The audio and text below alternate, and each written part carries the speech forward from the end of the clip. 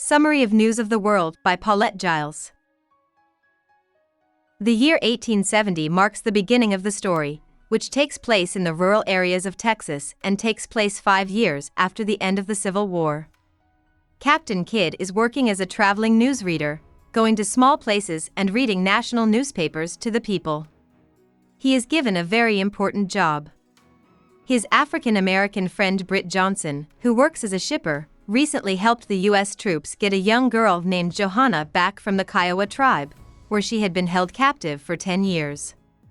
He tells Captain Kidd to take the 10-year-old girl back to her family outside San Antonio, which is several hundred miles away. The girl has already tried to get away from her supposed protectors twice. Captain Kidd decides to go, even though he thinks he is too old for such a hard trip.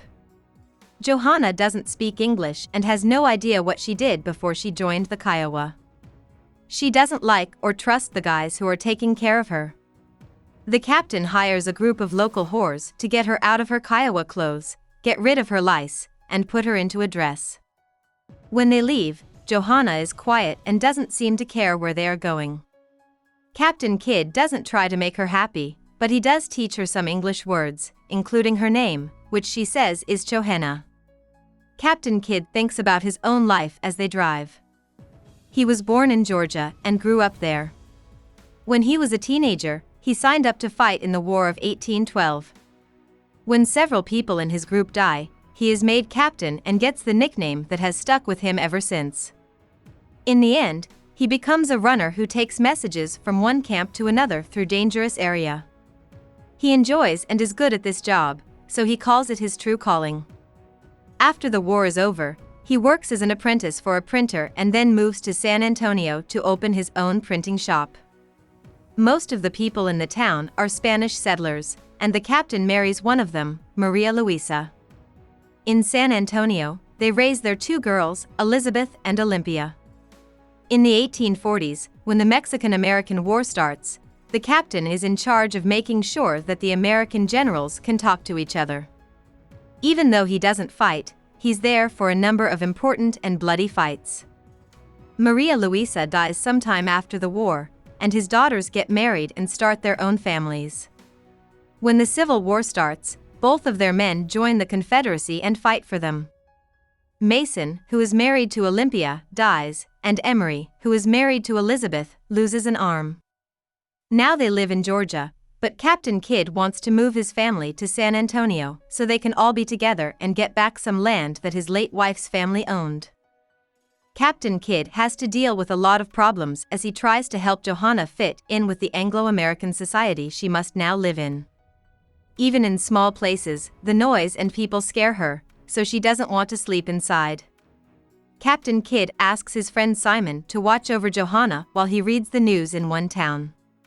But when Simon falls asleep, Johanna runs to the river. On the other side, she sees a group of Kiowa riding horses. She yells at them and begs for help, but they don't answer, so the captain has to pull her away. In Durand, Mrs. Gannett, a local woman whom Captain Kidd knows, is hired by him to help Johanna get used to sleeping in a hotel room. Johanna is upset and scared about the change, but Mrs. Gannett makes her feel better by singing to her.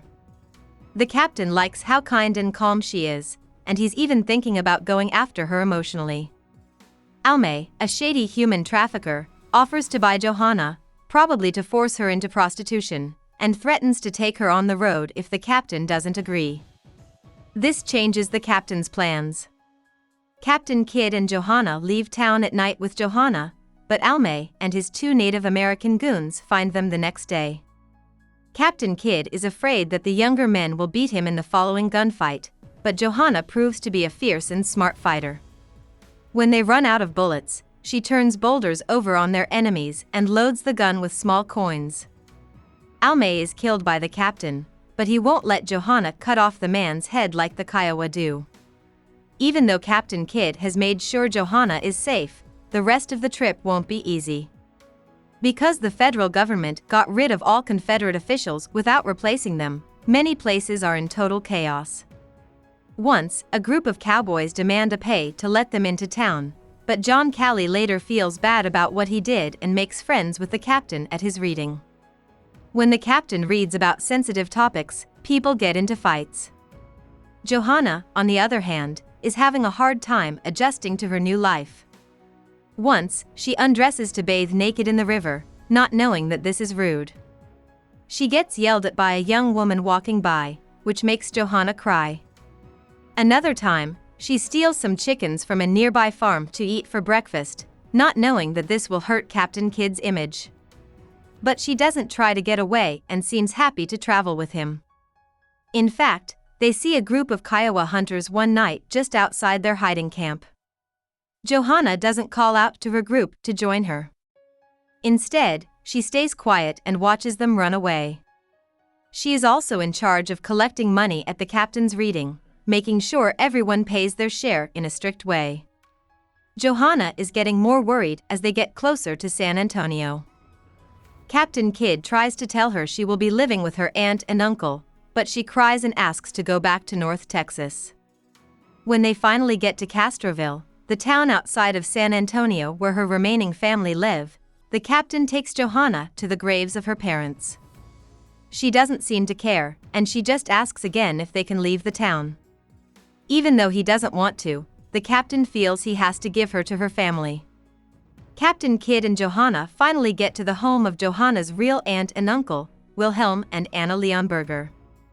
Instead of being happy to see their long-lost niece, they look at the strangely dressed, quiet girl with suspicion and disdain. Wilhelm and Anna still feel sad about how cruelly Johanna's parents and younger sister were killed by the Kiowa. They don't understand how Johanna has forgotten about her past and become so much like the Kiowa. Also, they don't care about the many bad things that have happened to her. They correct her Kiowa ways sharply and tell Captain Kidd that she will have to learn their ways quickly. Captain Kidd can tell that these people won't give Johanna the care she needs, but he doesn't know what to do, so he leaves her there. Captain Kidd stays in San Antonio for the next few days. He visits his old print shop and looks for possible places for his girls to live if they ever come back. He drives to Castroville one afternoon to see how Johanna is doing. When he gets there at dusk, she is slogging across the fields carrying heavy tools for the horses. Her hands and arms are covered in whip marks. The captain is so angry that he puts her in a wagon and goes away quickly, swearing that no one will ever take her away from him again. Johanna calls him grandfather in both Kiowa and English as she cries happy tears. Johanna and the captain move around North Texas together for the next 3 years. He helps her learn to read, and she helps him read the news. She loves moving around, but soon Elizabeth and Olympia, the captain's children, will come back from Georgia and they will all move to San Antonio. Johanna seems quiet and sad, and she seems to miss her childhood. But John Callie, a cowboy they met on their first trip, comes to see the captain one day. He notices how beautiful Johanna is right away and starts to pursue her. 2 years later, they get married, and she joins him in his job as a cowherder, which means rough travel and lots of time in nature. The captain spends his old age making a Kiowa dictionary and dies peacefully in his home 2 years later, happy that his young charge is now living a life she can enjoy. About the author.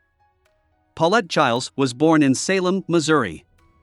She grew up in the Midwest of the United States and went to the University of Missouri to study Romance languages.